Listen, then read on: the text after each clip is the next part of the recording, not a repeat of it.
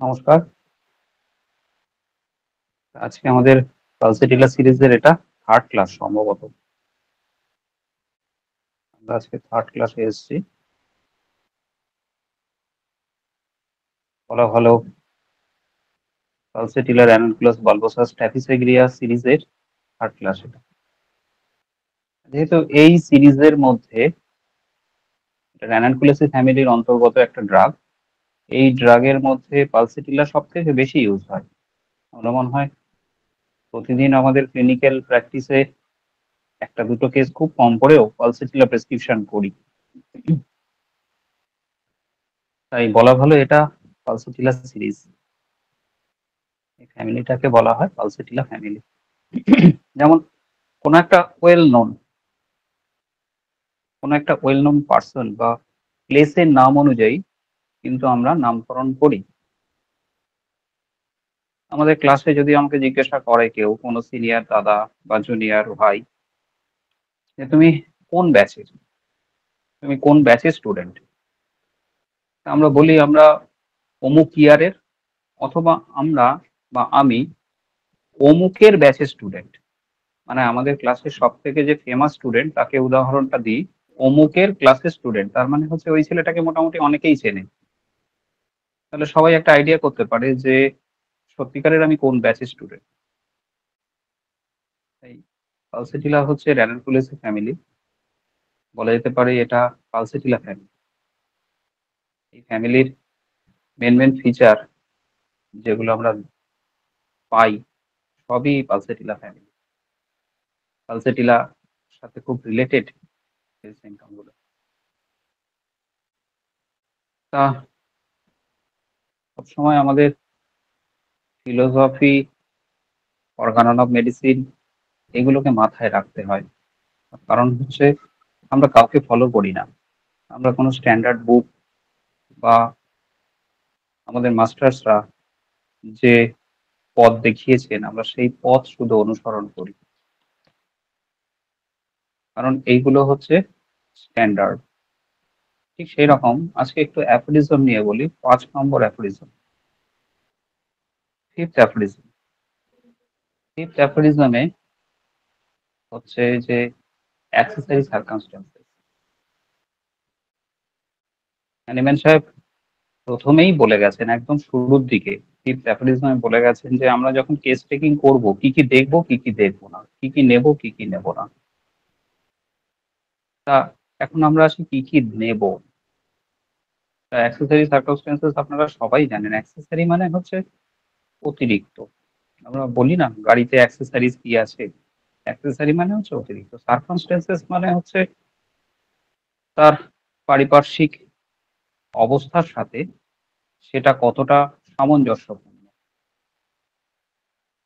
Patient তো তার সিমটমের কথা বলে, কিন্তু সেই সিমটমটা তো রোগের সিমটম বা রোগীর সিমটম।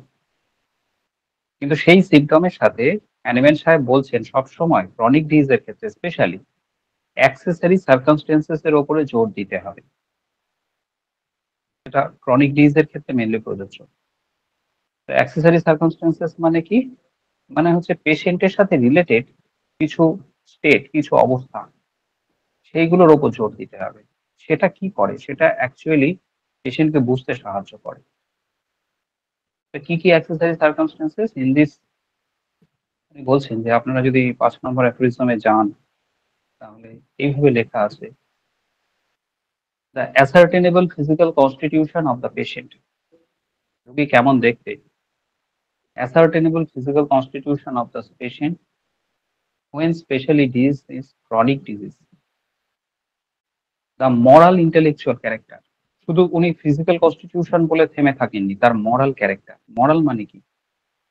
মরাল মানে হচ্ছে তার নৈতিক। ইন্টেলেকচুয়াল ক্যারেক্টার মানে কি? তার বুদ্ধি বিবেচনা। মানুষটা নৈতিক দিক থেকে কেমন, তার বুদ্ধি বিবেচনা কেমন। তাহলে শুধু ফিজিক্যাল কনস্টিটিউশন জানলেই হবে না, is moral and intellectual character. মানুষটা কতটা নৈতিক বা করাপ্টেড সেটা হচ্ছে তার মরাল কোয়ালিটি। তার ইন্টেলেকচুয়াল ক্যারেক্টার, সে কতটা বুদ্ধিমান বা কতটা বোকা। হিজ অকুপেশন সবসময় জিজ্ঞেস করবেন পেশেন্টদের যে আপনি কি কাজ করেন? এই কাজ করতে আপনার কেমন লাগে? আপনার জব স্যাটিসফ্যাকশন কেমন? জব স্যাটিসফ্যাকশন কিন্তু একটা বড় জায়গা। জব স্যাটিসফ্যাকশন থেকেই কিন্তু আমরা পেশেন্টকে বুঝতে পারি মানুষটা কি চায়, কি ধরনের কাজ চায়। একজন মাস্টারমশাই বলছেন, "ডাক্তারবাবু", হাই স্কুলের টিচার উনি, জিওগ্রাফির টিচার। উনি বলছেন, "ডাক্তারবাবু", আমি ওনাকে জিজ্ঞেস করলাম, "আপনার জব স্যাটিসফ্যাকশন কেমন? আপনার ছাত্র পড়াতে কেমন লাগে? আপনি তো হাই স্কুলের টিচার, জিওগ্রাফির মতো একটা ভালো সাবজেক্টের টিচার।" উনি বলছেন যে, "এই চাকরি আমার ভালো লাগে না। আমার বরঞ্চ ওই ব্যাংকের চাকরি ভালো লাগে। ব্যাংকে মানে ওই অ্যাকাউন্টস এর কাজ, ক্যালকুলেশন এর কাজ, হিসেব-নিকেশের কাজ, ওই কাজটা আমার বেশি ভালো লাগে।" তাহলে দেখুন, তাহলে মানুষটা অ্যাকচুয়ালি কি চায়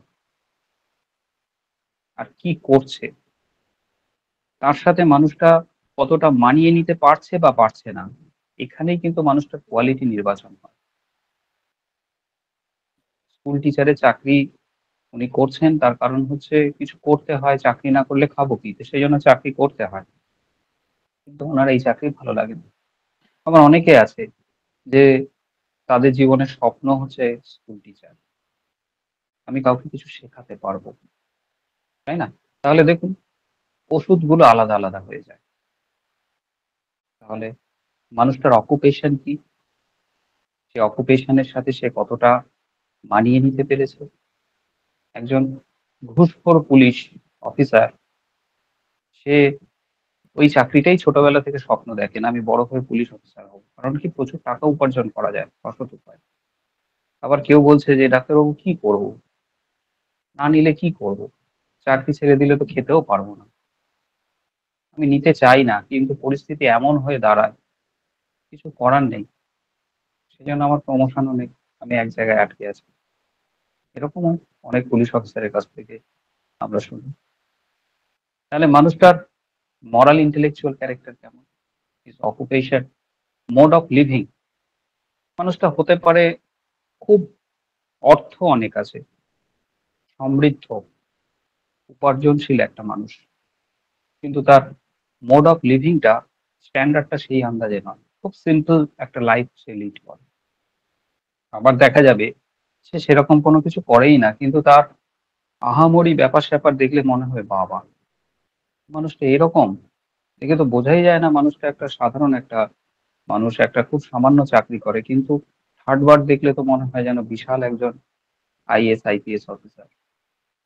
দেখুন এই সবগুলোর মধ্যেই কিন্তু মেডিসিন ফোকাস হয়। হ্যানিম্যান সাহেব এমনি, এমনি বলেননি। তার occupation, mode of living, habit, তার হ্যাবিটটা কি? হ্যাবিটটা হচ্ছে কারোর মিথ্যে কথা বলার হ্যাবিট আছে, কারোর কৃপণতার হ্যাবিট আছে। কেউ নেচারকে অবজার্ভ করতে ভালোবাসে, কেউ বাচ্চাদের সাথে কাটাতে ভালোবাসে, কেউ ছবি আঁকার হ্যাবিট আছে, কেউ গান শোনার হ্যাবিট আছে। একেকজন মানুষের একেক রকম হ্যাবিট। কেউ জোকস করার হ্যাবিট আছে, কেউ মজা করার হ্যাবিট আছে। তাহলে এগুলো কি ইন্ডিকেট করে? অ্যাক্সেসরি সার্কামস্ট্যান্স আর অ্যাকচুয়ালি মানুষটার ইনার ম্যানটাকে, ইনার কোয়ালিটিকে ইন্ডিকেট করে। Social and domestic relation. মানুষটা কতটা সোশ্যাল? সোশ্যাল মানে হচ্ছে এখন আমরা এই স্মার্টফোনের যুগে কিন্তু সবাই আনসোশ্যাল। আমার খুব মনে আছে একবার আমি রবীন্দ্র সদনে আমি আর আমার এক বন্ধু মিলে বিকেলবেলা গেছিলাম এমনি ঘুরতে রবীন্দ্র সদন, কলকাতার রবীন্দ্র সদন, নন্দন রবীন্দ্র সদন চত্বরে। সেখানে আমি দেখছি যে একটা কাপল বসে আছে পাশাপাশি। তাদের দুজনের হাতে স্মার্টফোন। কেউ কারোর সাথে সেরকম কথা বলছে না। অথচ তারা সবাই দুজনে দুজনের মতো করে স্মার্টফোনে ব্যস্ত। এখন আগে আমরা যখন ট্রেনে বাসে যেতাম তখন আশপাশের লোকেদের সাথে কত রকম গল্প হতো। কিন্তু এখন ট্রেনে বাসে যখন যাই তখন দেখি সবাই কিন্তু সবার মতো করে ব্যস্ত। তাহলে এটা কি আমরা সোশ্যাল? মানুষকে বলা হয় একটা সোশ্যাল অ্যানিমেল। কিন্তু এটা তো সোশ্যাল নয়। আমরা সবাই খুব আনসোশ্যাল, বলা যায় অ্যান্টি সোশ্যাল হয়ে যাচ্ছি। মানুষ মানুষের পাশে দাঁড়াই না। মানুষ মানুষের শ্রীবৃদ্ধিকে, ভালো কিছুকে আমরা দেখতে চাই না। আমরা সবসময় অন্যের চোখে নিজেকে তুলনা করি, বড় কারোর সাথে নিজেকে কম্পেয়ার করি। যত দিন যাচ্ছে না আমরা তত আনসোশ্যাল হয়ে যাচ্ছি। তাহলে এটা কিন্তু মানুষটাকে ইন্ডিকেট করে। কিন্তু এখনো সেই মানুষ আছে যারা নিজেরটা ভুলে, নিজেরটাকে কম গুরুত্ব দিয়ে এখনো অন্যের পাশে দাঁড়ায়। এখনো অনেক মানুষ আছে। তাহলে মানুষটার সোশ্যাল ডোমেস্টিক রিলেশন কেমন? শুধু সোশ্যাল বলে কিন্তু উনি থেমে থাকেননি। তার ডোমেস্টিক রিলেশন, কেউ আছে বাইরে খুব ভালো, ঘরে সে একটা টাইরেন্ট, ঘরে সে একটা ত্রাস। ঘরের লোককে সে সহ্য করতে পারে না। ছেলে, মেয়ে, বউ, বাচ্চা সবার সাথে সে খারাপ বিহেভ করে। আবার উল্টোটা হয়। কেউ বাইরের লোককে চেনে না, সে শুধু ঘরের লোককে চেনে। তাহলে শুধু সোশ্যাল রিলেশন জানলেই হবে না। তার ডোমেস্টিক রিলেশনও জানতে হবে। সে সবার সাথে কিভাবে সম্পর্ক স্থাপন করে, সবাইকে নিয়ে কিভাবে চলে, কি চলে না, তাই না? এই সবগুলোই কিন্তু অ্যাকচুয়ালি একটা মানুষকে, একটা মানুষের ব্যক্তিত্বকে ইন্ডিকেট করে। হিজ এজ, এজটা খুব দরকার। কারণ একেকটা এজ গ্রুপে একেকটা করে মেন্টাল স্টেট খুব প্রমিনেন্ট থাকে। একটা বাচ্চা সে খেলবে, লাফাবে, দৌড়বে, কথা শুনবে না, এটা স্বাভাবিক। কিন্তু ওইটুকুনি বাচ্চা যদি সে ছোটবেলা থেকেই সে ভীষণভাবে বাধ্য হয়, ভীষণভাবে কন্ট্রোল হয়, তাহলে বলা ভালো এই বাচ্চাটার মধ্যে কিন্তু বাচ্চা সুলভ মানসিকতা নেই। সে বরঞ্চ এজ আন্দাজে অনেক বেশি ম্যাচিওর। অনেক বেশি ম্যাচিওর মানে কিন্তু সে বড় কোনো রোগের অপেক্ষায় আছে। বড় কোনো রোগের অপেক্ষা এই কারণেই আছে, কারণ আমরা যত বড় হই আমাদের মধ্যে বিভিন্ন মায়াজম বিভিন্ন সময়ে অ্যাক্টিভেট হয়। এই মায়াজম গুলো আমাদেরকে বিভিন্ন রকম ভুল পথে চালিত করে। সাইকোটিক মায়াজম আমাদেরকে ফলসিটি দেয়, আমাদের মিথ্যে কথা বলতে শেখায়। টিউবারকুলার মায়াজম আমাকে ছল প্রতারণা করতে শেখায়। তার সাথে সাথে বন্ডিং, বন্ধনটাকে বিচ্ছেদ করতে শেখায়, রুড বিহেভ করতে শেখায়। সিফিলিটিক মায়াজম আমাকে ডেস্ট্রয়ের পথে নিয়ে যায়। শরিক মায়াজম আমার মধ্যে অহমিকা বা সেলফহুড নিয়ে আসে। কিন্তু একটা বাচ্চার মধ্যে তো এগুলো থাকে না। বাচ্চাটা যখন আস্তে আস্তে বড় হতে থাকে, বিভিন্ন এজের মধ্যে দিয়ে যায়, তখন তার মধ্যে এই মায়াজম গুলো বিভিন্ন সময় অ্যাক্টিভেটেড হয়। এগুলো আমাদের মধ্যে দেওয়াই আছে। আমরা সবাই ট্রাইম্যাজমেটিক বলা ভালো। বিভিন্ন সময়ে এই মায়াজম গুলো অ্যাক্টিভেটেড হয়। যেমন সিফিলিটিক মায়াজম 35-40 এই এজের মধ্যে অ্যাক্টিভেট হয়। সাইকোটিক মায়াজম 55-60 এই এজের মধ্যে বেশি অ্যাক্টিভেট হয়। তাহলে অ্যাক্টিভেশনটা কখন হবে তার ম্যাচুরিটির উপর নির্ভর করে, তার মেন্টাল ম্যাচুরিটি মেকআপের উপর নির্ভর করে। যে মানুষটা খুব সাদাসিধে, যে মানুষটার মধ্যে অত মারপ্যাচ নেই, সেই মানুষটা খুব কম ক্রিটিক্যাল ইলনেসে ভোগে। সে মানুষটা হাইপার টেনশন কি জিনিস জানে না। আপনি পাহাড়ে যাবেন, পাহাড়ের জীবনযাত্রা খুব সিম্পল। পাহাড়ে গিয়ে প্রত্যেকটা মানুষের বিপি চেক করবেন, দেখবেন ওখানে হাইপার টেনশন পাবেন না। হাইপার টেনশন খুব কম। আমাদের স্ট্রেস ফ্যাক্টর আমাদের মধ্যে হাইপার টেনশন তৈরি করে। হাইপার টেনশনের ফলস্বরূপ তার বিভিন্ন রকম রোগ, তার কমপ্লিকেশন আমাদেরকে জড়িয়ে ধরে। তাহলে এজ গ্রুপ, কোন এজে মানুষটা কিরকম বিহেভ করছে সেটাও আমাদের জানা দরকার। এমনি এমনি হ্যানিম্যান সাহেব বলেননি 5 নম্বর অ্যাপ্রিজনে এত কিছু কথা। তাহলে কি বলছেন হ্যানিম্যান সাহেব? In this investigation, the ascertainable physical constitution of the patient, his moral intellectual character, his occupation, mode of living, habit, social and domestic relation, his age, sexual function are to be taken into consideration. Sexual function ভীষণ important. আমরা প্রায়ই এটার উপরে জোর দিই না। একটা মানুষের সেক্সুয়াল ফাংশন কিন্তু একটা ড্রাগকে ইন্ডিকেট করে, একটা কোয়ালিটিকে ইন্ডিকেট করে। অথচ আমরা এর ওপরে ফোকাস করি না। এখান থেকে কিন্তু আমরা আল্টিমেটলি অনেক ওষুধে ঢুকতে পারি, আবার অনেক ওষুধ থেকে বেরিয়ে যেতে পারি। তার সেক্সুয়ালিটি কেমন? এই সেক্সুয়ালিটির ওপর নির্ভর করছে তার শরীরে হরমোনাল ব্যালেন্স অর ইমব্যালেন্স।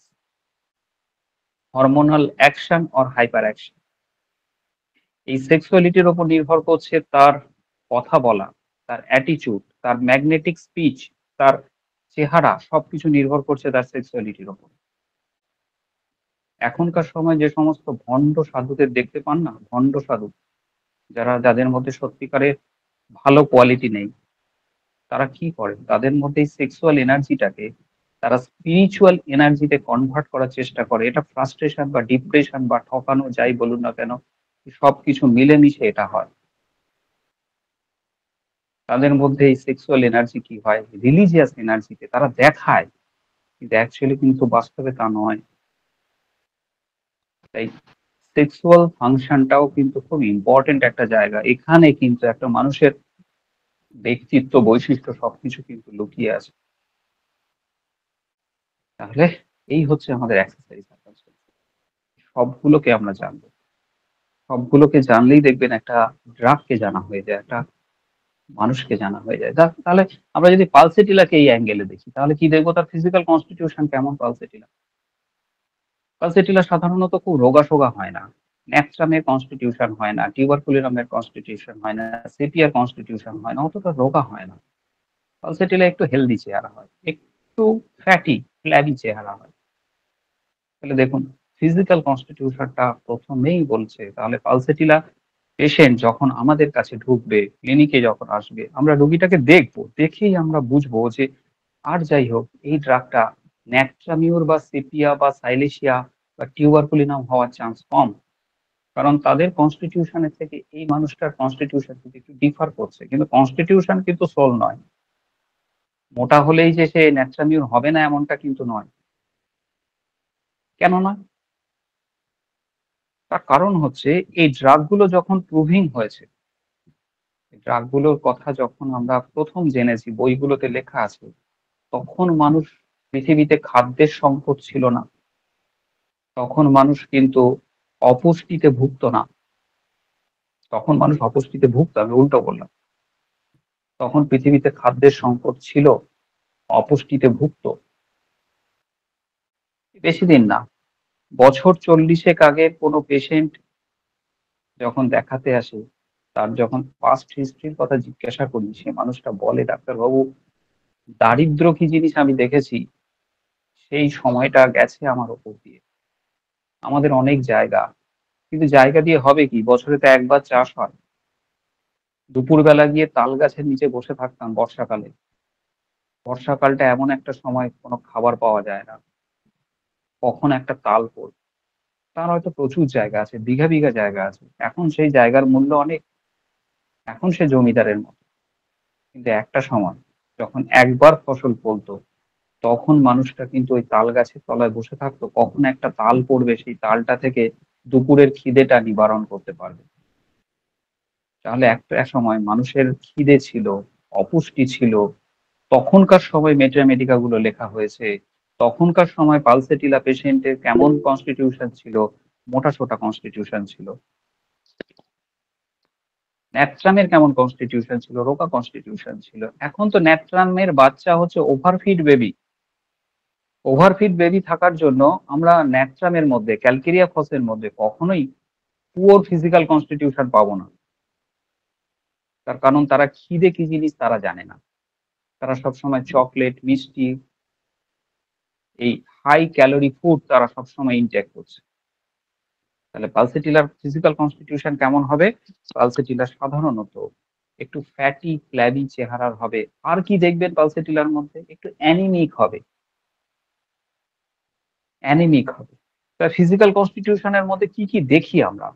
মানুষটার ফিজিক্যাল স্ট্রাকচারটা কেমন, মানুষটার দৈহিক গঠন কেমন, মানুষটার অঙ্গ প্রত্যঙ্গের যে গঠন, সেটা কি সিমেট্রিক্যাল, মানে সামঞ্জস্যপূর্ণ?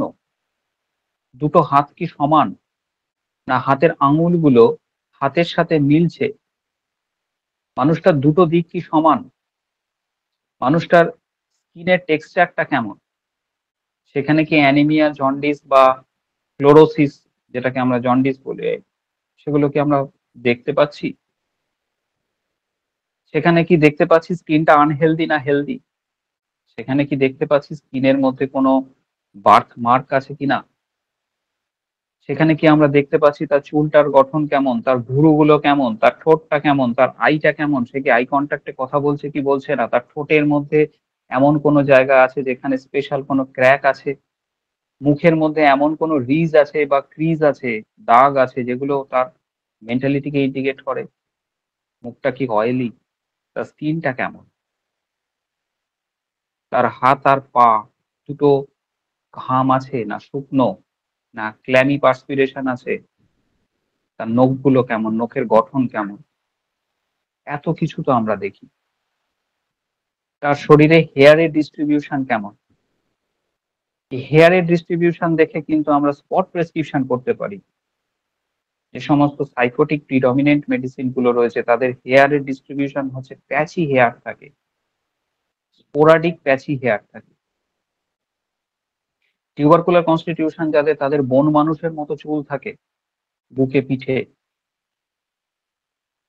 বোরাক্সের পেশেন্টদের মাথার চুলগুলো যতই চিরুনি দিক, চিরুনি টানলে বলে যে চুল ছিঁড়ে যাওয়ার উপক্রম, যতই আমি শ্যাম্পু করি না কেন চুলগুলোর মধ্যে কেমন আঠা আঠা কেমন জট পড়ে।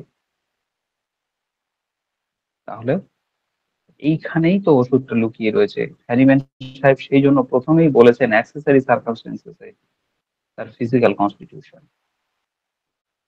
তাহলে পালসেটিলার হেয়ারটা কেমন হবে? হেয়ারটা সাধারণত একটু গোল্ডেন হেয়ার হবে, চুলগুলো খুব হালকা হালকা, মানে খুব মোটা মোটা নয়, কোর্স হেয়ার নয়, হালকা হালকা। চুলগুলো একটুখানি খুব স্মুথ হবে, ফাইন হবে। চুলের মধ্যে এই বৈশিষ্ট্য আমরা দেখতে পাবো। পালসেটিলা মনে রাখবেন, পালসেটিলা হচ্ছে গ্রেট অ্যান্টি টিউবারকুলার একটা ড্রাগ। তাই অ্যান্টি টিউবারকুলার সমস্ত বা টিউবারকুলার সমস্ত বৈশিষ্ট্য আমরা পালসেটিলার মধ্যে আমরা কিন্তু পাবো। তার ফিজিক্যাল কনস্টিটিউশনটা হচ্ছে তাহলে একটু ফ্ল্যাবি চেহারা, হচ্ছে একটু ফ্লেগমেটিক টেম্পারমেন্ট। ফ্লেগমেটিক মানে কি? যাদের মধ্যে একটু বেশি কফ প্রোডাকশন হয়। কফ, আয়ুর্বেদ শাস্ত্রে বায়ু পিত্ত কফ হচ্ছে তিনটে হচ্ছে মেন। আমাদের হোমিওপ্যাথি শাস্ত্রে হচ্ছে সোরা সিফিলিস সাইকোসিস। বায়ু পিত্ত কফ, কফটা হচ্ছে তার শরীরের জলীয় অংশ প্লাজমাকে ইন্ডিকেট করে। এই পালসেটিলার মধ্যে একটু কফের প্রোডাকশন বেশি, একটু ফ্লেগম্যাটিক টেম্পারমেন্ট হয়। তাদের এই গলার কাছে বিভিন্ন গ্ল্যান্ড গুলো ফোলা ফোলা থাকে। এই গলার কাছে বা ঘাড়ের কাছে যদি দেখেন যে কোনো পেশেন্টের গ্ল্যান্ড গুলো প্যালপেট করতে পারছেন, তাহলে মনে রাখবেন এটা হয় টিউবারকুলার অরিজিন নয় সাইকোটিক অরিজিন।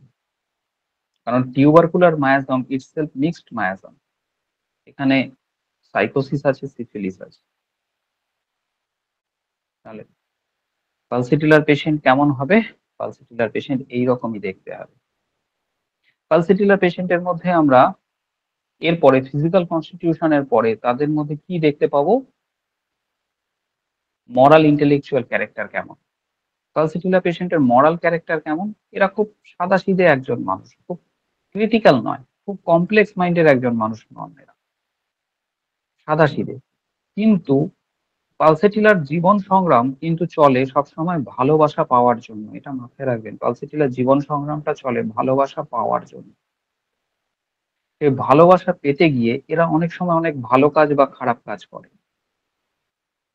কিন্তু এদের মধ্যে কমপ্লেক্সিটি কম। কে কবে তাকে কি কথা বলেছে সে আজও সেটা মনে রেখে দিয়েছে, তার সাথে কথাই বলে না, এটা পালসেটিলা হওয়ার চান্স কম। কে কবে তাকে কি কথা বলে দিয়েছে তার মনে আছে, কিন্তু মনে থাকলেও তাকেও আমি ভুলে যাই, সে যখন এসে আবার ভালো কথা বলে আবার আমি তার সাথে ভালোই কথা বলি, কিন্তু কষ্টগুলো মনে থাকে। বরঞ্চ এই মানুষগুলো পালসেটিলা হওয়ার চান্স আছে। কেউ তো ভুলতেই পারে না, তার সাথে ছায়া অব্দি মারাবে না, তাকে দর্শন অব্দি করবে না। এই মানুষগুলো এতটা ক্রিটিক্যাল, এতটা কমপ্লেক্স মাইন্ডের মানুষ পালসেটিলা নয়। পালসেটিলা বরঞ্চ অনেকটা নির্ভেজাল, একটা হালকা মনের মানুষ, একটা খুব মান অভিমান করা একটা মানুষ। তার জীবনের লক্ষ্য হচ্ছে ভালোবাসা পাওয়া, ভালোবাসা দেওয়া, এর বাইরে আর কিছু না। সে ভূত ভবিষ্যৎ নিয়ে অতটা কিছু ভাবে না। সে ভাবে না আগামী দিনে আমার কি হবে, আমি কিভাবে চলবো, যেটা ক্যালকেরিয়া কার্ভ ভাবে, পালসেটিলার মধ্যে এই ভাবনাটা কম থাকবে। পালসেটিলা ভালোবাসা পেতে চায়, ভালোবাসা দিতে চায়।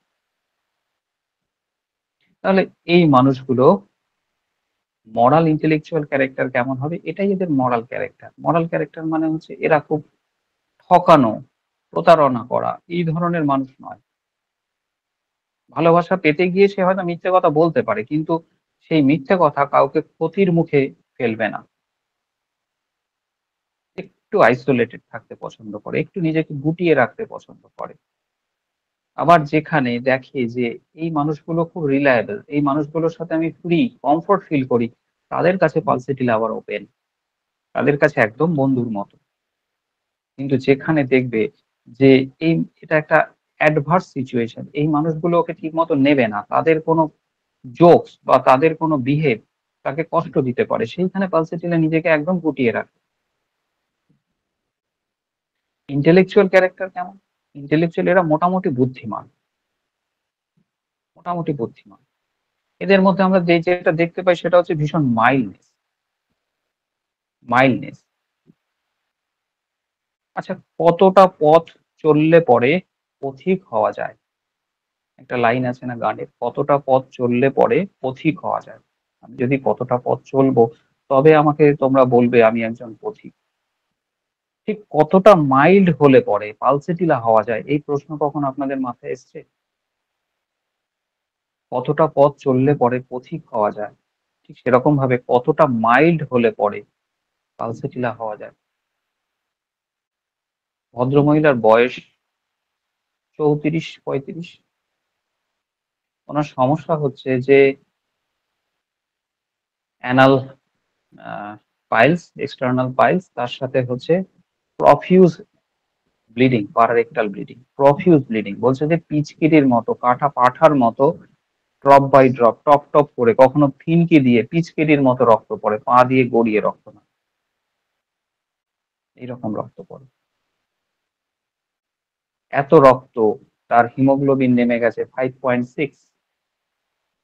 তার সিবিসি টেস্ট করে দেখা যাচ্ছে হিমোগ্লোবিন 5.6। তাকে আমি কন্ট্রোল করতে পারিনি, হেমারেজিক মেডিসিন গুলো দিয়ে তাকে কন্ট্রোল করতে পারিনি। তাকে আমি বলেছি তুমি আগে ব্লাড নিয়ে এসো। যাওয়ার সাথে সাথে তাকে 3 বোতল, 3 ইউনিট ব্লাড দেওয়া হলো হাসপাতাল থেকে। বাড়ি চলে এলেন। বাড়ি আসার পরে 2 মাস ভালো ছিলেন, আবার ব্লিডিং শুরু হলো। পায়খানায় বসলে ঝরঝর করে রক্ত পড়ে। কিন্তু পেশেন্ট যখন আমার সাথে কথা বলছে যে ডাক্তারবাবু আবার ব্লিডিং হচ্ছে সে আগের মতো, হাসপাতালে ভর্তি হতে হবে না তো, এরকম ভাবে। আমার তো ভয় লেগে যাচ্ছে। দেখুন, ভয় লেগে যাচ্ছে আর আতঙ্ক চোখে মুখে ফুটে ওঠার মধ্যে পার্থক্য। কিন্তু ভয় পাচ্ছি, আবার হাসপাতালে ভর্তি হতে হবে না তো। কত মাইল্ড, কত পোলাইট, কত জেন্টেল। এতটা ব্লিডিং, হাসপাতালে ভর্তি, রক্ত দেওয়া, তারপরেও পেশেন্টের মধ্যে এই মাইল্ডনেস আমাকে অবাক করে তুলেছিল। পালসেটিলা প্রেসক্রিপশন হয়েছিল। পালসেটিলা পড়ার সাথে সাথে 30 প্রেসক্রিপশন হয়েছিল। পালসেটিলা পড়ার সাথে সাথে তার রক্ত পড়া মুহূর্তের মধ্যে বন্ধ হয়ে গেছিল। তাকে আর আমার কাছেও আসতে হয়নি, হাসপাতালে গিয়েও রক্ত দিতে হয়নি। সে পেশেন্ট ভালো আছে। তার বাড়ির লোক এসে বলল আপনি যে লাস্ট ওষুধটা দিয়েছেন তারপর থেকে ও ভালো আছে, ওকে আর, ওকে বলি তুই ডাক্তারবাবুর কাছে যা, গিয়ে একবার দেখিয়ে আয়, ওনার যা বলছে। বলছে, আমি তো ভালো আছি। তাহলে কতটা মাইল্ড হলে পরে পালসেটিলা হওয়া যায়, ঠিক সেরকম কতটা পথ চললে পরে পথিক হওয়া যায়। কতটা পথ চললে পরে পথিক হওয়া যায়, কতটা জেলাস ফিল করলে পরে এপিস হওয়া যায়, ল্যাকেসিস হওয়া যায়, এই প্রশ্নগুলো আপনাদের মধ্যে আমি ছুড়ে দিলাম। ভাবুন, কতটা ইনসিকিউরিটি ফিল করলে পরে ক্যালকেরিয়া হওয়া যায়, কতটা প্রেমে ব্যর্থ হলে ইগনেশিয়া ন্যাট্রামিউর হওয়া যায়। আপনারা ভাবুন, দেখবেন উত্তর সব পেয়ে যাবেন, উত্তর সব আছে। রোগীরা উত্তর দিয়ে যাবে, তাদের ব্যবহার উত্তর দিয়ে যাবে।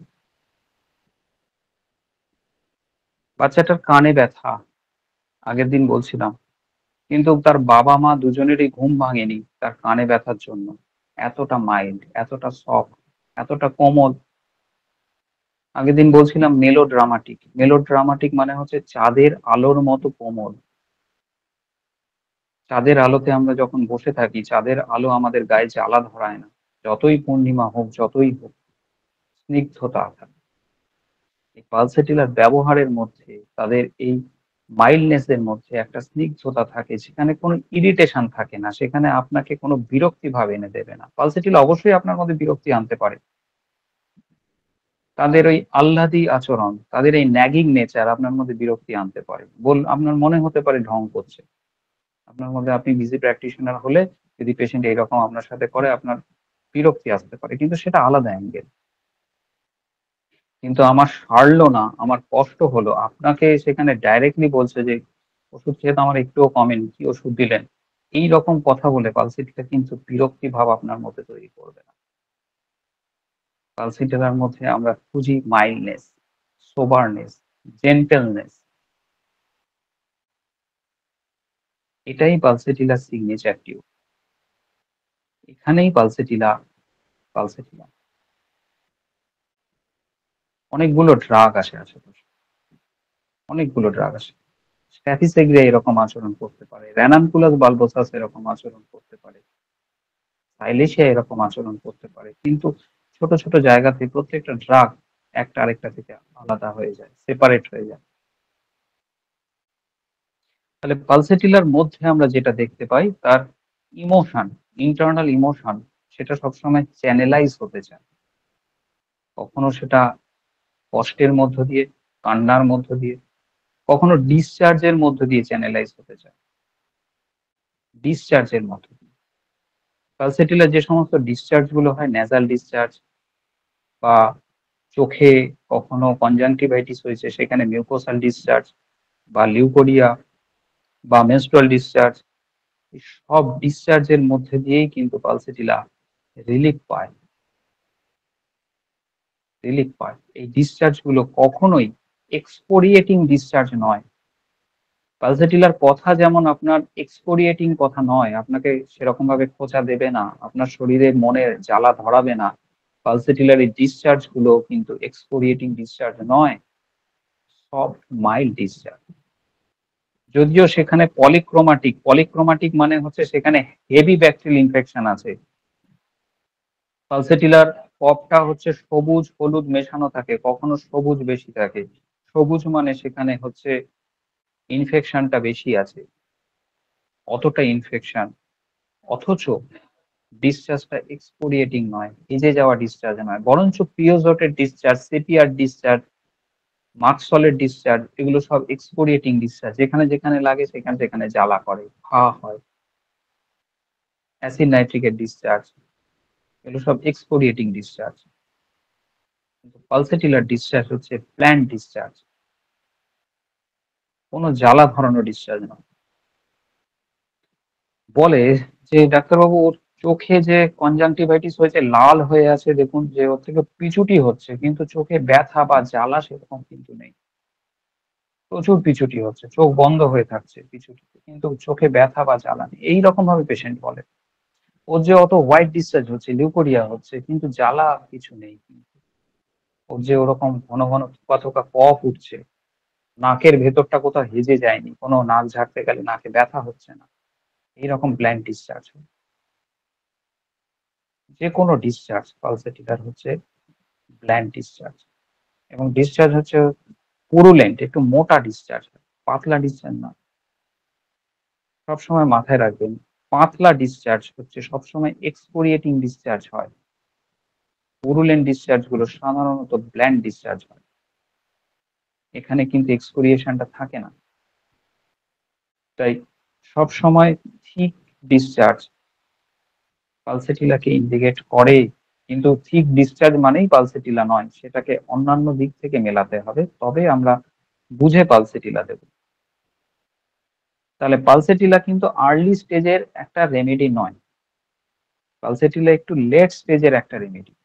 প্রথম আমাদের যেটা হয়, জ্বর সর্দি কাশি হয়, সর্দি কাশি প্রথমে হাঁচি হয়, নাক থেকে কাঁচা জলের মতো ঝরে, তারপর সেটা আস্তে আস্তে ঠিক ডিসচার্জ হয়। তাহলে এই আর্লি স্টেজে কখনোই আমরা পালসেটিলা দেব না। আমরা বলি যে ব্রায়োনিয়াকে কখনোই জ্বর সর্দি কাশিতে দিও না, সর্দি বসে যায় বুকে। অনেকেই দিতে ভয় পায়। কিন্তু ব্রায়োনিয়া কেন বসে যাবে? যদি ব্রায়োনিয়ার পেশেন্ট যদি না হয়, যদি দেখা যায় পেশেন্টটা থেরামফসের পেশেন্ট, সেলসিমিয়ামের পেশেন্ট বা ফাইটোলক্কার পেশেন্ট, মার্কারির পেশেন্ট, আমরা আমার বন্ধুর কাছে শুনেছি যে এই সময় ব্রায়োনিয়া সিজন চলছে, জ্বরে ব্রায়োনিয়া দিলে জ্বর কমে যাচ্ছে তাড়াতাড়ি। আমিও ব্রায়োনিয়া প্রেসক্রিপশন করে দিলাম। কিন্তু আমার ব্রায়োনিয়া যদি রোগীর সাথে না মেলে, তাহলে ব্রায়োনিয়া কি করবে?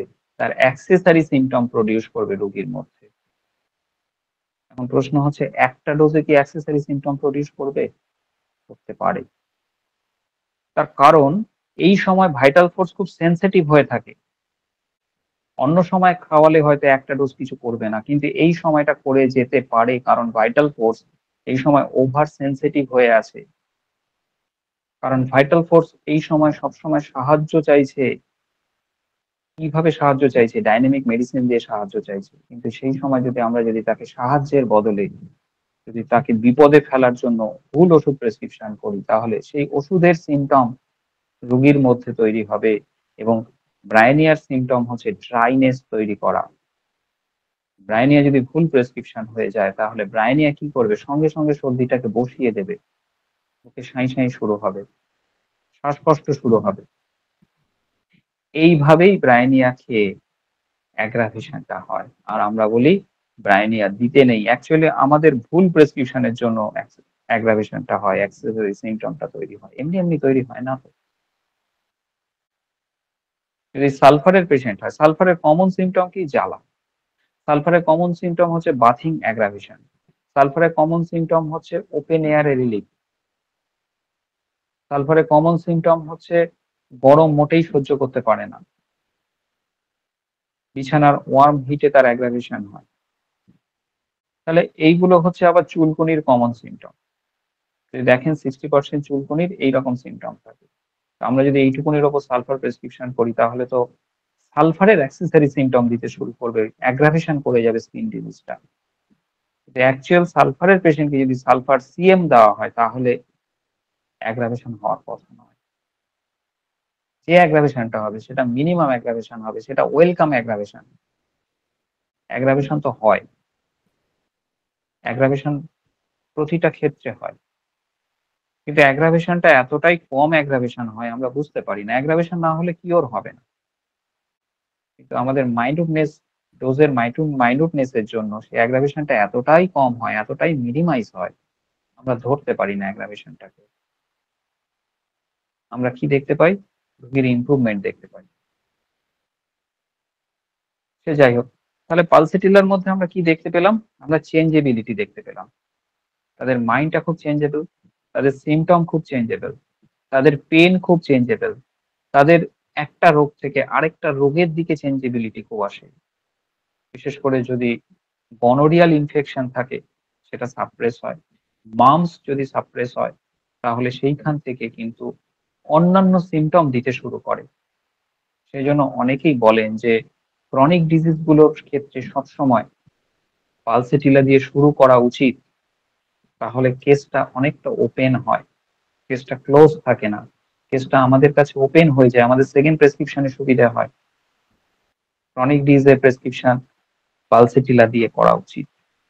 এটা অনেক স্টলওয়ার্ড বলে গেছেন, কিন্তু আমি সেটা বলি না যে অবশ্যই কোনো ড্রাগকে দেব তার সিমটোম্যাটিক ম্যানিফেস্টেশনের ওপর, তার রোগীর পার্সোনালিটির ওপর, তার ড্রাগের পার্সোনালিটির ওপর ম্যাচ করে তবেই আমরা পালসেটিলা প্রেসক্রিপশন করব, না হলে নয়। তাহলে কনজাংটিভাইটিসের একটা ড্রাগ হচ্ছে পালসেটিলা। এবার পালসেটিলা যদি ফেল করে, এই তো আর কদিন যাচ্ছে, মাসখানেক যাবে, এই অগাস্ট সেপ্টেম্বর থেকে কনজাংটিভাইটিস আসা শুরু করবে। চোখগুলো জবা ফুলের মতো লাল হয়ে যাবে, তারপরে সেখানে চোখগুলো জুড়ে যাবে, সেখানে প্রফিউজ ডিসচার্জ হবে। এটাই তো কনজাংটিভাইটিসের কমন সিমটম। দুটো জিনিস দেখবেন। একটা হচ্ছে চোখে জ্বালা আছে কিনা, ব্যথা আছে কিনা। যদি চোখে জ্বালা, ব্যথা যদি থাকে তাহলে আর্জেন্টাম নাইট্রিকামের কথা ভাববেন। আর যদি সেগুলো না পান, শুধু যদি দেখেন ফটোফোবিয়া আছে, থিক ডিসচার্জ আছে, চোখটা শুধু আটকে যাচ্ছে, তাহলে পালসেটিলার কথা ভাববেন। কারণ পালসেটিলার ডিসচার্জ হচ্ছে ব্ল্যাঙ্ক ডিসচার্জ। পালসেটিলা দিয়ে অনেক সময় কন্ট্রোল হয়ে যেতে পারে, আবার নাও হতে পারে। যদি পালসেটিলা ফেল করে তাহলে সেকেন্ড মেডিসিন কিন্তু সবসময় আর্জেন্টাম নাইট্রিকামের কথা মাথায় রাখবেন। কি দেবেন আর্জেন্টাম নাইট্রিকাম এটা আমি বলছি না। আর্জেন্টাম নাইট্রিকামের কথা মাথায় রাখবেন। দুটোরই ওপেন এয়ারে রিলিফ আছে। দুটোরই ঠান্ডা দিলে ভালো থাকে, ঠান্ডা জল দিলে চোখে ভালো লাগে। ঠান্ডা এয়ারে, ওপেন এয়ারে রিলিফ আছে দুটোরই। পালসেটিলার যা কিছু আছে ফিজিক্যাল সিম্পটম সবই কিন্তু ঠান্ডাতে রিলিফ আছে। তাদের ব্যথা, দাঁতের ব্যথা, বাতের ব্যথা, পেটের ব্যথা সব কিন্তু তাদের ঠান্ডাতে রিলিফ আছে। পালসেটিলার সবকিছু কোল্ডে রিলিফ আছে।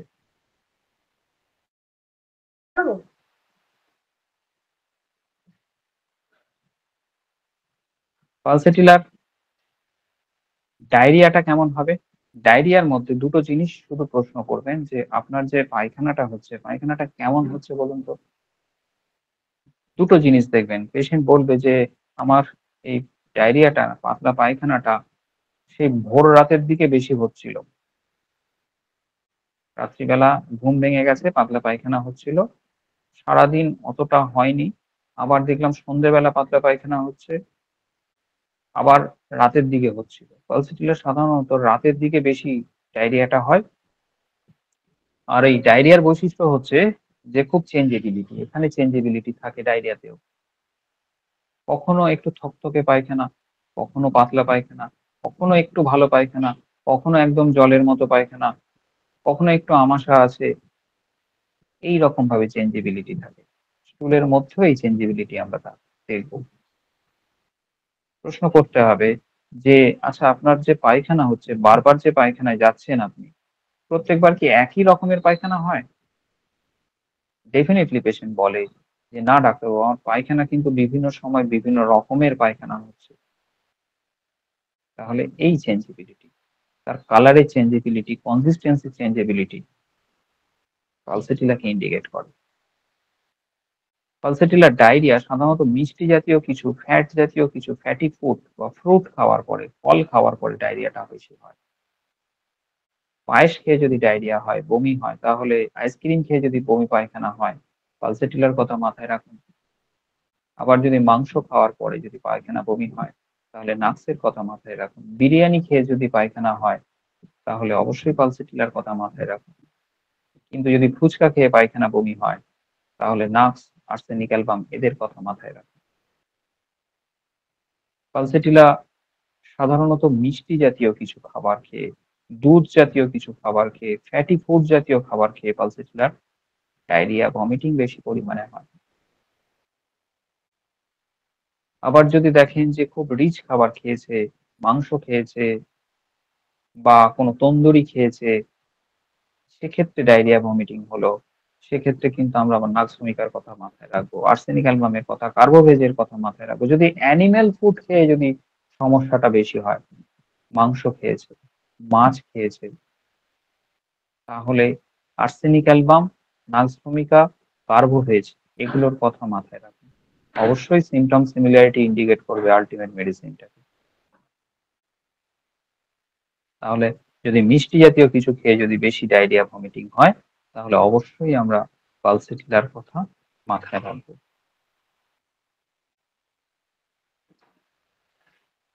পালসেটিলার মধ্যে আমরা সাধারণত যেটা দেখি, পালসেটিলা পেশেন্ট সাধারণত হট পেশেন্ট হয়, চিলি পেশেন্ট নয়।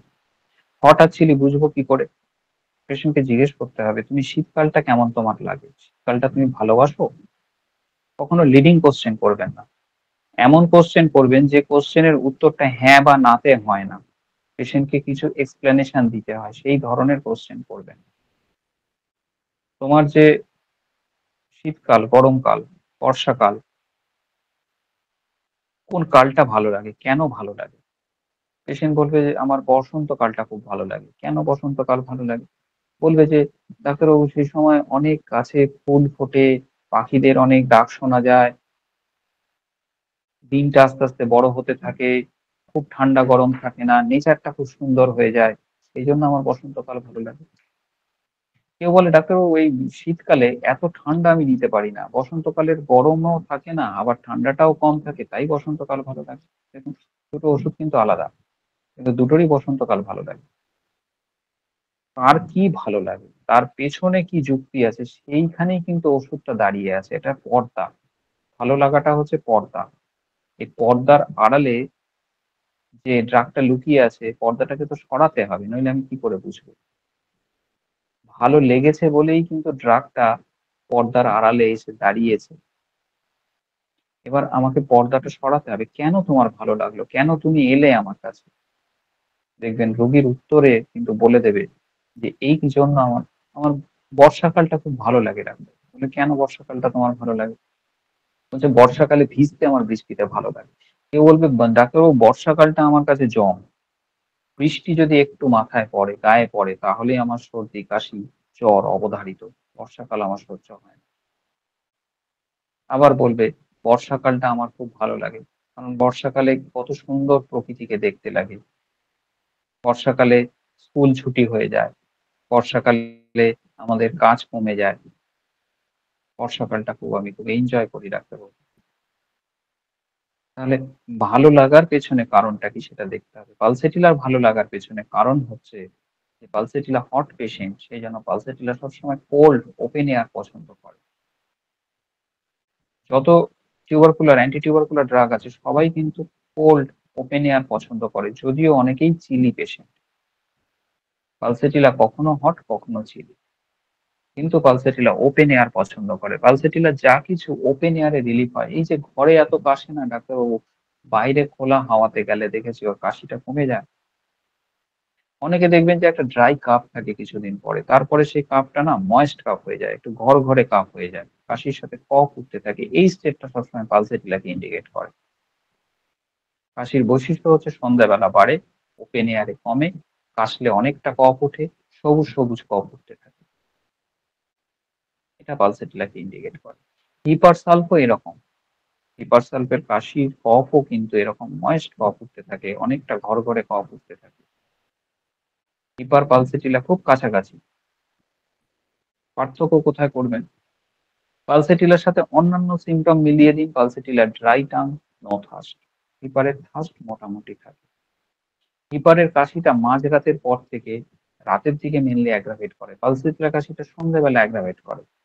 হিপারের কাশিটা ওপেন এয়ারে অ্যাগ্রাভেট করে। খোলা হাওয়াতে গেলে, ঠান্ডা হাওয়া লাগলে কাশিটা বাড়ে। পালসেটিলার কাশিটা ওপেন এয়ারে রিলিফ। তাহলে আকাশ পাতাল পার্থক্য, কিন্তু দুটো কাশির প্রেজেন্টেশন মোটামুটি এক। তাহলে এটা হচ্ছে সবসময় কনকমিটেন্ট সিমটমের উপর জোর দিতে হয়। কনকমিটেন্ট সিমটম মানে হচ্ছে অ্যাক্সেসরি সিমটম, অ্যাসোসিয়েট সিমটম। যে সিমটমটা সাথে প্রেজেন্ট কমপ্লেনের কোনো প্যাথোলজিক্যাল রিলেশন নেই, বলা ভালো কোনো প্যাথিক্যাল রিলেশন নেই, সেটা হচ্ছে কনকমিটেন্ট সিমটম। পালসেটিলা যখন ঘুমোয় সাধারণত বালিশটা একটু উঁচু বালিশ পছন্দ করে। হাত দুটো থাকে বালিশের ওপরে। একটা হাত থাকে বালিশের ওপরে, বা একটা হাত থাকে এক পাশ ফিরে শুয়ে, একটা হাত থাকে গালের নিচে, একটা হাত থাকে বালিশের ওপরে বা মাথার কপালের ওপরে। এই পজিশনে পালসেটিলা ঘুমায়। বালিশটা সবসময় একটু বলে যে বালিশটা একটু উঁচু হলে আমার সুবিধা হয় ডাক্তারবাবু, আমি নিচু বালিশে আমার ঘুমই আসে না। কিন্তু এই ছোট ছোট জায়গাগুলো কিন্তু একটা ড্রাগে এন্ট্রি নিতে সাহায্য করে। এরপরে কিন্তু আমরা কনফার্মেশন করব, অন্য জায়গা থেকে কনফার্মেশন করব, বিভিন্ন দিক থেকে কনফার্মেশন করব। পালসেটিলার ব্যথা বললাম, ব্যথাটা সবসময় চেঞ্জ করে একটা জায়গা থেকে আরেক জায়গায়, এবং ব্যথার বৈশিষ্ট্য হচ্ছে এটা কোল্ডে রিলিফ হয়, সবসময় ঠান্ডাতে। পালসেটিলার যা কিছু আছে সব কিন্তু ম্যাক্সিমামই ঠান্ডাতে রিলিফ হয়। পালসেটিলা এমন একজন মানুষ, যে মানুষটা হেলদি চেহারা, অথচ তার মেনস্ট্রুয়াল সাইকেলটা কিন্তু ডিলেইড হয়। মেনার্কি ডিলেইড হয়, খুব ইম্পর্টেন্ট। যদি দেখেন যে মানুষটার আপনার পালসেটিলা আসছে, মেনার্কি ৯, ১০, ১১-তে ইন্ডিকেট করছে, বলছে যে আমার মেনার্কি ৯, ১১, ১০ থেকে ১১, ১২-র মধ্যে মেনার্কি হয়েছে। পালসেটিলা দেওয়ার আগে একটু নরমাল ভাবুন যে এটা পালসেটিলা হওয়ার চান্স কম। আমাদের ইন্ডিয়ান গার্লদের মেনার্কি ১২, ১৩ বছর কমন।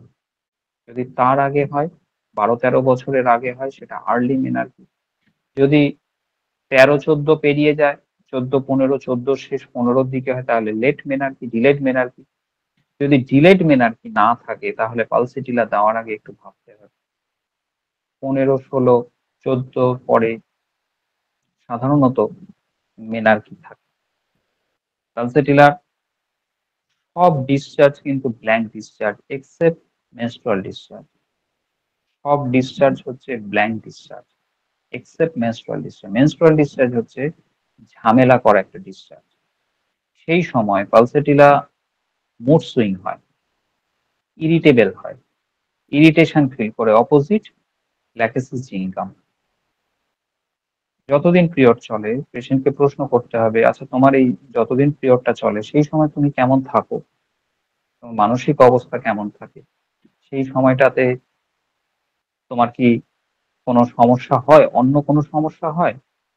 অনেকে বলে সেই সময়টা আমার মাথা ব্যথা হয়, কেউ বলে সেই সময়টা আমাদের খুব খিদে পায়, কেউ বলে সেই সময়টা আমার সেক্সুয়াল আর্জটা বেড়ে যায়, অন্য সময় না হলেও সেই সময় আমার সেক্সুয়াল আর্জটা অনেক বেশি থাকে। এগুলো কিন্তু একটা ড্রাগকে ইন্ডিকেট করে। আবার কেউ বলে এই মেনস্ট্রুয়েশনটা আসে কেন, এটা জীবন থেকে সরে গেলেই তো ভালো হয়, এত কষ্ট, এত পেটে ব্যথা, এত যন্ত্রণা আমার আর ভালো লাগে না। তাহলে পালসেটিলা যত ডিসচার্জ হতে থাকে তত তার কষ্ট কিন্তু কমে না, তত তার কষ্ট কিন্তু বাড়তে থাকে। আর পালসেটিলা ডিসচার্জটাও হচ্ছে মিক্সড ডিসচার্জ, একরকম ডিসচার্জটা হয় না। মেনস্ট্রুয়াল ডিসচার্জটা হয় মিক্সড ডিসচার্জ, কখনো হালকা ক্লট, কখনো একটু রেডিশ, কখনো ব্ল্যাকিশ। এখানেও চেঞ্জেবিলিটি, এখানেও চেঞ্জেবিলিটি। যদি এই চেঞ্জেবিলিটি না থাকে পালসেটিলা দেওয়ার আগে একটু কিন্তু ভাববেন, ডিসচার্জের মধ্যেও চেঞ্জেবিলিটি থাকে। একটা পেশেন্ট বলছে ডাক্তারবাবু আমার ডিসচার্জ মোটামুটি ঠিকঠাক আছে, আজকেই একটা পেশেন্ট বলছে, কিন্তু আমার ফোর্থ ডেতে আমার খুব পেটে ব্যথা করে সাময়িক সময়ের জন্য, এই ২-৫ মিনিট খুব পেটে ব্যথা করে, তারপরেই হঠাৎ করে একটা ক্লট বেরিয়ে যায়, পেটে ব্যথাটা কমে যায়। এবং এটা ধারাবাহিক ভাবে হয়, ক্লটটা কিন্তু আর কোনোদিন বেরোয় না, ওই থার্ড ডে কি ফোর্থ ডেতে বেশিরভাগ সময় কিন্তু ওই পেটে ব্যথা করে, একটা ক্লট বেরোয়। এবং এই চেঞ্জেবিলিটি, পালসেটিলাকে তো এন্ট্রি নিন এই চেঞ্জেবিলিটি দেখে, তারপর তো আপনি কনফার্ম করবেন অন্যান্য জায়গা থেকে। I can not see, mind does not know. চোখ দেখতে পায় না, যদি মন না জানে তাহলে এগুলোকে আগে মনকে জানান যে এরকম হতে পারে, তাহলে চোখ দেখতে পাবে পেশেন্টের মধ্যে, রোগীর মধ্যে। আর কোনো প্রশ্ন থাকলে একটু নিয়ে নিন, আজকে আর তাহলে আমি এগোবো না। আজকের আলোচনা কোনো প্রশ্ন থাকলে আপনারা হ্যান্ড রাইজ করুন। আজকের আলোচনা প্রসঙ্গে কারো কোনো প্রশ্ন থাকলে আপনারা হ্যান্ড রাইজ করুন। ডক্টর সুব্রত দে, বলুন স্যার। হ্যাঁ স্যার বলছি, পালসিটিলা কখন হট আর কখন চিলি হয় স্যার, এটা একটু বলবেন এই ব্যাপারে। দেখুন, ন্যাট্রামিউরকে আমরা জানি হট পেশেন্ট, আবার ন্যাট্রামিউর তোষু চিলি পেশেন্ট হতে পারে। হট চিলিটা নির্ভর করে তার রোগটা, সাইট অফ দ্য ডিজিজটা কোন প্লেনে অবস্থান করছে। সালফারের পেশেন্ট সাধারণত হট, আবার সালফারের পেশেন্ট সরিনামের মতো চিলি হতে পারে, সরিনামের পেশেন্ট সালফারের মতো হট হতে পারে। হট চিলিটা সবসময় ক্রনিক ডিজিজের ক্ষেত্রে কখন এটা নির্ভর করে, সেটা নির্ভর করে পেশেন্টের সাইট অফ দ্য ডিজিজে। যখন এই সাইট অফ দ্য ডিজিজ যখন মেন্টাল প্লেনের দিকে শিফট করে, ফিজিক্যাল প্লেন থেকে মেন্টাল প্লেনের দিকে যত শিফট করে, দেখবেন যে এত পাগল ঘুরে বেড়ায়, তাদের গায়ে শীতকালে কোনো পোশাক থাকে না, খালি গায়ে ঘুরে বেড়ায়, তাদেরকে শীতের মধ্যে কুঁকড়ে বসে থাকতে দেখবেন না। তার কারণ এখন সাইট অফ দ্য ডিজিজটা আছে মেন্টাল প্লেনে। মানুষটা যত মেন্টাল প্লেনের দিকে যত এগোতে থাকে সাইট অফ দ্য ডিজিজ, তত তার ফিজিক্যাল সিমটমের মধ্যে চেঞ্জেবিলিটি আসে। তাই যত সে ইমোশনালি, যত সে আপসেট থাকবে, ইমোশনালি যত সে এফেক্টেড হবে তত সে generally pulsatilla patient, hot patient, সে তত চিলির দিকে যেতে পারে বা কোনো অ্যাকিউট কোনো সমস্যাতে সে পালসেটিলা পেশেন্ট চিলি হতে পারে। ধন্যবাদ স্যার। নমস্কার স্যার, একটি প্রশ্ন আছে। একটা পেশেন্ট আছে আমার আন্ডারে, মেয়েটির বয়স এখন 18। তো ওর 15 বছর বয়সে একবার পিরিয়ড হয় প্রথম, তারপরে আর পিরিয়ড হয়নি। তো টেস্ট করেছিল, সব রকম টেস্টই করেছিল। তো সেখানে টেস্টে সব রিপোর্ট ঠিক আছে, কিন্তু ওর ইস্ট্রোজেন হরমোনটা দেখাচ্ছে কম, খুব কম ক্ষরণ হয়। তো হোমিও ট্রিটমেন্টের আন্ডারে ছিল আগে একজন ডাক্তারবাবুর আন্ডারে। তো উনি ওষুধ দিয়েছিলেন, পাইরোজেন 1M দিয়েছিলেন আর ক্যালিকার দিয়েছিলেন। যাই হোক, সিমটম দেখিয়ে দিয়েছেন কি আমি জানি না। তো দেওয়ার পরে মেন্স হয়, তারপরে 1.5-2 বছর আর মেয়েটির মেন্স হয় না। তো আমার কাছে এসছে আজ 4 মাস মতো হচ্ছে। তো ট্রিটমেন্টে থাকার কালীন আমি ভালো করে পেশেন্টটা ডায়াগনোসিস করলাম, তো পালসেটিলাই আসলো। তো আমি পালসেটিলা 1M দিয়েছিলাম, 1M দিয়ে শুরু করি। তো 1 মাস কোনো রেজাল্ট পাইনি। তারপরে 1.5 মাসে, মানে আমি যখন 10M দিলাম, 1.5 মাস পরে মেন্স হলো আর কি মেয়েটি। তো আজ 1 মাস, মানে প্রায় 2 মাসের কাছাকাছি হয়ে গেল, আর মেন্স হচ্ছে না। তো স্যার, আমি কি ওই পালসেটিলায় থাকবো, নাকি ড্রাগসটা চেঞ্জ করবো, না প্রোটেন্সি বাড়াবো? স্যার, এটাই প্রশ্ন আর কি। আচ্ছা দেখো, এখানে খুব সম্ভবত পিসিওডি থাকার, পলিসিস্টিক ওভারিয়ান সিনড্রোম থাকার সম্ভাবনা বেশি। পিসিওডি যদি থাকে, পিসিওডিতে কি হয়, ওভারওয়েট হয়, এটা খুব কমন। এই ওভারওয়েট হলে এই কনস্টিটিউশন কিন্তু অনেকটা পালসেটিলার মতো দেখতে হয়ে যায়। তার সাথে হচ্ছে ডিলেড মেনস্ট্রুয়েশন চলতে থাকে, এটা কিন্তু কমন সিমটম চলে আসে। কিন্তু এই কমন সিমটমের সাথে সাথে পালসেটিলার অন্যান্য ক্যারেক্টার কোয়ালিটি গুলোকে মেলাতে হবে। প্রথম কথা, যদি মিলে যায়, পালসেটিলা দিয়েছেন ভালো কথা, মেনস্ট্রুয়েশনটা হয়েছে আবার বন্ধ হয়ে গেছে, হতেই পারে। সেক্ষেত্রে কি হবে, তার ফ্যামিলি হিস্ট্রিতে দেখতে হবে। ফ্যামিলি হিস্ট্রি বিচার করে অন্য কোনো ইন্টারমিডিয়েট মেডিসিনের কথা ভাবতে হতে পারে। তাই এক্ষেত্রে পেশেন্টের পাস্ট হিস্ট্রি, পাস্ট ইলনেস, তার উপর নির্ভর করে কোনো ইন্টারমিডিয়েট মেডিসিনের কথা ভাবতে হতে পারে। অনেকগুলো অ্যাঙ্গেল থেকে বিচার করে এই পিসিওডির ট্রিটমেন্ট করা হচ্ছে, খুব মাথা ঠান্ডা রেখে ট্রিটমেন্ট করা। এখানে যে কোনো স্টেপ যদি আমি না মেলাতে পারি, ওষুধ প্রেসক্রিপশন ভুল হয়, তাহলে কিন্তু নো রেসপন্স। অনেক ক্ষেত্রে আমি দেখেছি আমার প্র্যাকটিস লাইফে, ফলিকুলিনাম, থাইরয়েডিনাম, পিটুইটারি, এই মেডিসিন গুলো অনেক ক্ষেত্রে ইন্টারমিডিয়েট মেডিসিনের মতো ভালো কাজ করে। যদি দেখা যায় ফ্যামিলিতে খুব ক্যান্সারের হিস্ট্রি আছে বা টিউবারকুলোসিসের হিস্ট্রি আছে, তাহলে এই মেডিসিন গুলো অন্তত ইন্টারমিডিয়েট মেডিসিন হিসেবে একটা ডোজ দিয়ে বা দুটো ডোজ দিয়ে, হায়ার পোটেন্সি দিয়ে কিন্তু আমাদের কনস্টিটিউশনাল মেডিসিনে ঢোকা উচিত। তবে কিন্তু আমরা সঠিক দিশা পাবো, নইলে কিন্তু অনেক সময় দেখা যাবে দিয়ে কোনো রেসপন্স হচ্ছে না। তাহলে আপনাকে এই কেসটাকে আবার রিকেস চেকিং করতে হবে। করার পরে দেখতে হবে যে সেন্টার অফ গ্র্যাভিটিটা কোন জায়গায় রয়েছে, সেইখান থেকে কিন্তু সেকেন্ড প্রেসক্রিপশন করতে হবে।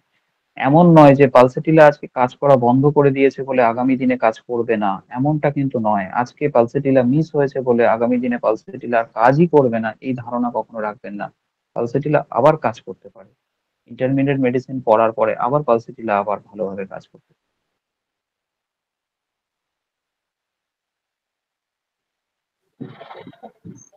স্যার, ইউএসজি পিসিওডি তো আসলো না রিপোর্টে, ইউএসজিও করেছিল।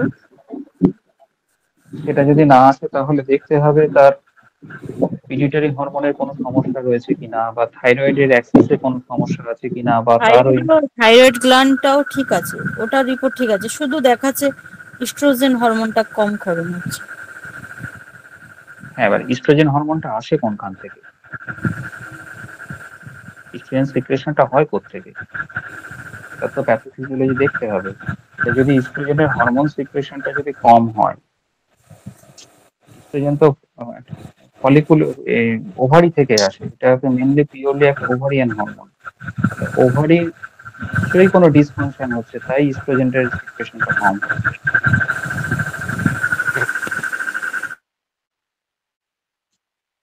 কেস টেকিং করতে হবে এবং কেসটাকে যতটা সম্ভব ডিপার লেভেলে কেস টেকিং করতে হবে, করার পরে প্রেসক্রিপশনটা করতে হবে।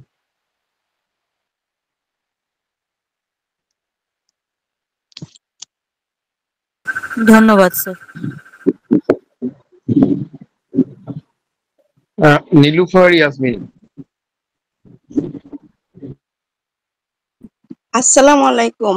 প্রথমে স্যারকে আন্তরিক ধন্যবাদ এবং শ্রদ্ধা জানাচ্ছি এত সুন্দর একটা লেকচার দেওয়ার জন্য। স্যারের কাছে আমার প্রশ্ন হচ্ছে যে পালসেটিলা মায়াজমা, সারা জীবন একজন পেশেন্ট একই মায়াজমে থাকে না, দেখা যায় তার মায়াজম চেঞ্জ হয়। একটা পেশেন্ট আজীবন দেখা যায় পালসেটিলা, পরে দেখা গেল সে অন্য মায়াজমে কনভার্ট হয়ে যায়। তখন পালসেটিলার পেশেন্ট কোন মায়াজমে কনভার্ট হয়, মানে কি পালসেটিলার পরে কোন মেডিসিনটা মানে আসে, বা এর ক্রনিক কি মেডিসিন পালসেটিলার? ধন্যবাদ স্যার।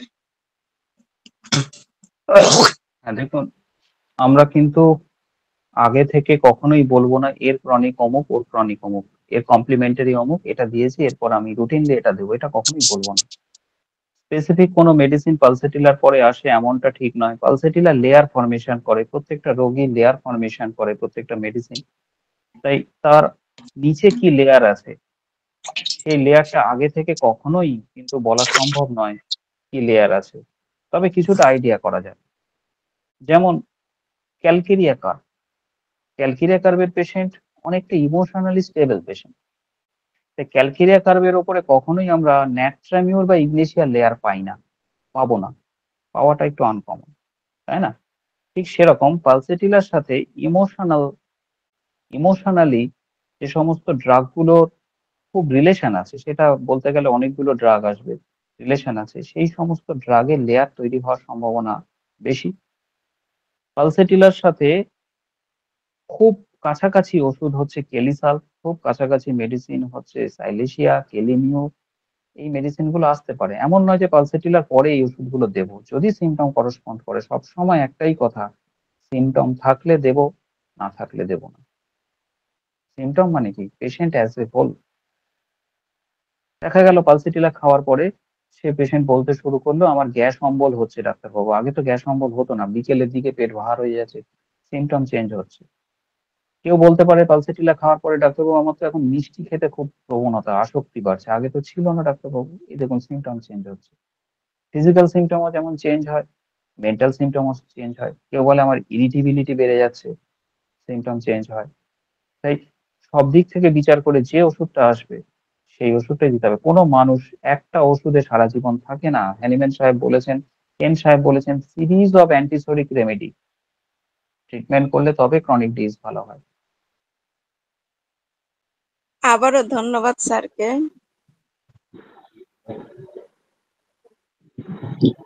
দেবানন্দ সরকার প্রশ্ন রাখেন।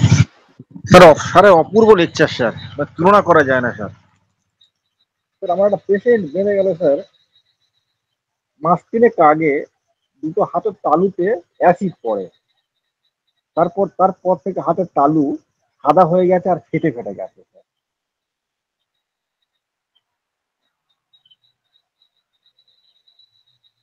দেখুন, এখানে অ্যাসিড কি করে, অ্যাসিড ডিপ বার্ন করে। ডিপ বার্ন করে আমাদের যে সেলগুলো থেকে নতুন নতুন সেল তৈরি হয়, সেই যদি মাদার সেলগুলো নষ্ট হয়ে গিয়ে থাকে, তাহলে আমরা জীবনে কিন্তু কখনোই এক্সপেক্ট করবো না, এটা তো কেমিক্যাল ইনজুরি, কেমিক্যাল বার্ন, যে আবার তার হেলদি সেল তৈরি হবে। এটা কখনো আমরা এক্সপেক্ট করতে পারি না, কারণ মাদার সেলটাই তো নষ্ট হয়ে গেছে। এখানে আমাদের বডিতে ফাইব্রাস টিস্যু তৈরি হয়, যে ফাইব্রাস টিস্যুটা লোকাল হিলিং করে। কিন্তু যদি দেখা যায় যে তার এই টেন্ডেন্সি রয়েছে, তার কখনো কেটে গেলে বা কিছু হলে তার এরকম একটা হওয়ার প্রবণতা রয়েছে, সেক্ষেত্রে সবসময় আমরা কিন্তু ওই অ্যাসিড বার্ন হয়েছে বা আগুনে পুড়ে গেছে বলে স্পেসিফিক কিছু ওষুধ দেবো এমনটা নয়, সবসময় আমরা কনস্টিটিউশনাল মেডিসিনের কথা ভাববো। ধন্যবাদ স্যার। ডক্টর কল্যাণ ঘটক। ধন্যবাদ স্যারকে। স্যার, প্রশ্নটা হলো, পালসেটিলাও ভালোবাসার কাঙাল, ন্যাট্রামিউরও অনেক ক্ষেত্রে ভালোবাসার কাঙাল, কিন্তু পালসেটিলা ন্যাট্রামিউরের মতো ভালোবাসার জন্য এক্সট্রা মাইল কেন হাঁটতে পারে না? পালসেটিলা ন্যাট্রামিউরের মতো এক্সট্রা মাইল কেন হাঁটতে পারে না? ন্যাট্রামিউরের একটা রুব্রিক আছে জানেন তো, ম্যানিশ গার্ল। ম্যানিশ গার্ল মানে কি? ন্যাট্রামিউর বুঝতে গেলে ম্যানিশ গার্লটা বুঝতে হবে, তবে বুঝতে পারবেন যে কেন ন্যাট্রামিউর এক্সট্রা হাঁটতে পারে। আপনি যদি তুবড়ি জ্বালিয়েছেন, পুজোর সময় আমরা কালী পুজোর সময় বাজি জ্বালাই, তুবড়ির ফোর্স আর রং মশালের ফোর্স কি এক হয়? তুবড়ির ফোর্স আগুনটাকে সেই শূন্যে নিয়ে যায়, অনেক ওপরে নিয়ে যায়, রং মশালটাকে ওপরের দিকে দিলেও কিন্তু রং মশাল উঠবে না। এক একজন মানুষের এক একটা আধার, আপনি কি করে এক্সপেক্ট করবেন যে বলদের জোর আর বাঘের জোর এক হবে? পালসেটিলা কোমল স্বভাব, তাকে আপনি ম্যানিশ কোয়ালিটি আপনি পাবেন কি করে? স্যার, এটা কি ভয়ের থেকে আসে? পালসেটিলা আরেকটা আরেকটা রুব্রিক আছে মেন্টালিটির পালসেটিলার। মধ্যে কি প্লে করে যে কেন সে ভালোবাসার কাঙাল হওয়া সত্ত্বেও আর কি এগোতে পারে না? পালসেটিলার আরেকটা রুব্রিক আছে, পালসেটিলা লাভ হোমোসেক্সুয়ালিটি, লাভ হার ওন সেক্স। এই রুব্রিকটা সাপোর্ট করে পালসেটিলা কেন এগোতে পারে এগোতে পারে না, সেটা বলতে গেলে অনেকটা সময় লাগবে। লাভ হার ওন সেক্স যদি দেখেন, পালসেটিলা আছে।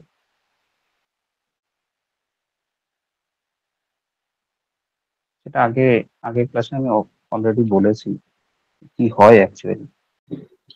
এমডি আব্দুল্লাহ স্যার, আপনার প্রশ্নটা রাখুন। ধন্যবাদ স্যারকে পালসেটিলের উপর আলোচনা করার জন্য। তো স্যারের আলোচনার পর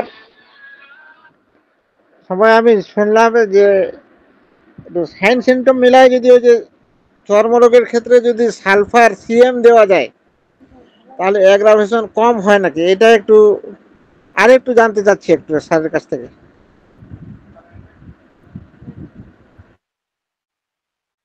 অ্যাগ্রাভেশন সেটা তো বলেছি যে যার যেটা খাবার, আপনি যদি এখন গরুকে যদি মাংস খেতে দেন, তাহলে গরুর পেটে তো মাংস হজম হবে না, গরুকে ঘাসই খেতে দিতে হয়। তাহলে যার যেটা দরকার, সালফারের পেশেন্টের যদি সব দিক থেকে মনে হয় এটা সালফার, সত্যিকারের সালফার, তাকে সালফার দিলে অ্যাগ্রাভেট করবে না। আর যদি মনে হয় যে এটা সালফারের যে সিমটম গুলো দিচ্ছে এটা রোগের সাথে মেলে, কমন সিমটম রোগের, সেক্ষেত্রে যদি আমরা কমন সিমটমের ওপর বেস করি, আনকমন পিকুলিয়ার সিমটম বা ম্যান অ্যাজ এ হোল না যদি ভাবি, তাহলে সেক্ষেত্রে অ্যাগ্রাভেট করবে। পালসেটিলা তো ইউজুয়ালি আমরা দেখি সবেতেই ঠান্ডাতে আরাম পায় বা ওপেন এয়ারে আরাম পায়, কিন্তু এর এক্সেপশন একটা জায়গাতেই আছে, সেটা হচ্ছে আর্টিকারিয়ার ক্ষেত্রে। আর্টিকারিয়ার ক্ষেত্রে সে কিন্তু তাকে যদি ওয়ার্ম কভারিং করা যায় তাহলে সে রিলিফ পায়, ওপেন এয়ারে তার অ্যাগ্রাভেশন করে। এবং এক পেশেন্টের, আমি প্রথমে কনফিউজ ছিলাম, তখনও পর্যন্ত আমার এটা ঠিক বোধগম্য হয়নি, ম্যাথমেটিকা পড়ে গেলেও পাইনি, কিন্তু একটা আর্টিকারিয়ার ক্ষেত্রে আর কি এই কনফিউশনটা মেটাবার জন্য যখন আমি দেখি পেশেন্টটা এই সিমটমসটা ছিল, কিন্তু পালসেটিলা 0/1 একটা ডোজেতেই সে কিন্তু রিলিফ পেয়েছে পুরোপুরি। এইটুকু একটু এর সাথে আমি যোগ করলাম। আপনার ক্লাস তো অসাধারণ হয়েছে, খুব ভালো ক্লাস হয়েছে, এবং একটা অন্য আঙ্গিকে আপনি করেছেন। অ্যাপ্রিজম 5টাও খুব সুন্দরভাবে বুঝিয়েছেন। অনেক অনেক ধন্যবাদ। ধন্যবাদ স্যার। সকলকে ধন্যবাদ জানাই, বিশেষত আরো ধন্যবাদ জানাই আজকের আলোচক ডক্টর শান্তনু মজুমদার স্যারকে। যারা উপস্থিত ছিলেন তাদেরকে আরেকবার ধন্যবাদ জানাই। সকলে ভালো থাকুন, সুস্থ থাকুন, হোমিও উদ্দীপনার সঙ্গে জুড়ে থাকুন। শুভরাত্রি।